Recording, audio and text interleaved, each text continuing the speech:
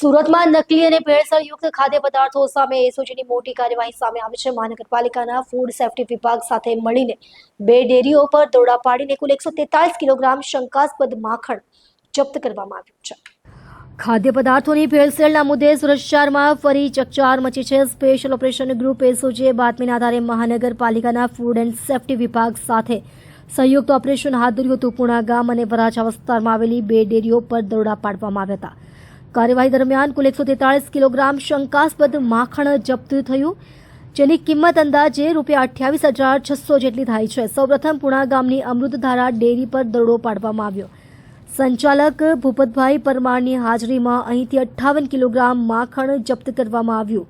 અન્ય કાર્યવાહી વરાછાની જનતા ડેરી ખાતે હાથ ધરાઈ, જ્યાંથી સંચાલક ઘનશ્યામભાઈ દુધાતની હાજરીમાં 85 કિલોગ્રામ શંકાસ્પદ માખણ મળી આવ્યું। બંને સ્થળેથી મળેલા જથ્થાને સ્થળ પર જ સીલ કરવામાં આવ્યો હતો। ફૂડ સેફ્ટી વિભાગ દ્વારા નિયમો મુજબ જરૂરી નમૂનાઓ લઈને પ્રયોગશાળા મોકલવામાં આવ્યા છે।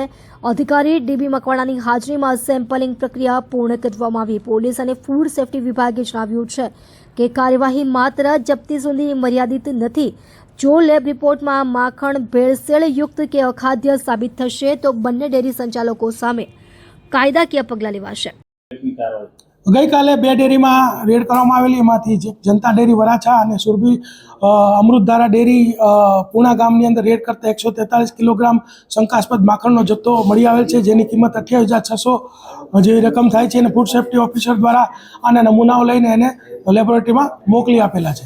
કઈ રીતે કાર્યવાહી થશે? નમૂના પહેલા આવે તો અગાઉ આપણે સુરભી ડેરી વિરુદ્ધમાં પણ ગુનો દાખલ કરેલા, સંચાલક વિરુદ્ધમાં આ લોકો વિરુદ્ધમાં પણ ગુનાઓ દાખલ કરવામાં આવશે અને એ લોકોની ઉપર સખતમાં સખત પગલાં લેવામાં આવશે। જે રીતે અલગ અગાઉ લોકોને વરઘોડા કાઢ્યા હતા, આપણને દાખલારૂપ કાર્યવાહી થઈ છે, આમાં પણ થઈ શકે છે? 100% દાખલારૂપ કાર્યવાહી થશે। સર, જે રીતે પનીરના જથ્થો પકડાયો હતો, માખણનો પકડાયો, શું ભેળસેળ શું થાય છે?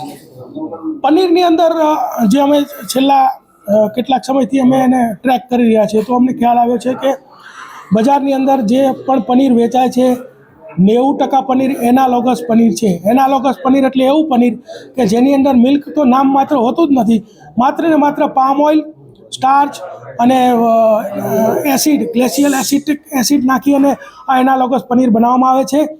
FSSAI દ્વારા એનાલોગસ પનીરની મંજૂરી આપેલ છે, પરંતુ એના સ્ટ્રિક્ટ રૂલ્સ છે કે એનાલોગસ પનીર 500 ગ્રામથી નીચેના પેકેટમાં વેચી ન શકાય, લૂઝ ન વેચી શકાય અને બ્રાન્ડેડ પેકેટમાં જ વેચવું જોઈએ। પરંતુ મોટાભાગના લોકો અત્યારે જે પનીર બનાવે છે એનાલોગસ પનીર બનાવી અને જે કેટરિંગ સાથે વ્યવસાય સાથે જોડાયેલા લોકો છે એ તમામ એનાલોગસ પનીર જ વાપરે છે। આ પનીરનું ઉત્પાદન 70 રૂપિયામાં થાય છે અને એને 180થી લઈને 250 સુધીના ભાવમાં વેચવામાં આવે છે। એટલે આવું કેટરિંગના વ્યવસાય સાથે સંકળાયેલા લોકો ચેતી જજો, આવું પનીર મળશે તો તમારા ઉપર ખૂબ જ કડક કાર્યવાહી કરવામાં આવશે। અને જો આવું પનીર ખાઈને કોઈની તબિયત ન થશે તો ખૂબ જ ગંભીર પ્રકારનો ગુનો દાખલ કરવામાં આવશે જો એ વ્યક્તિ ફરિયાદ આપશે।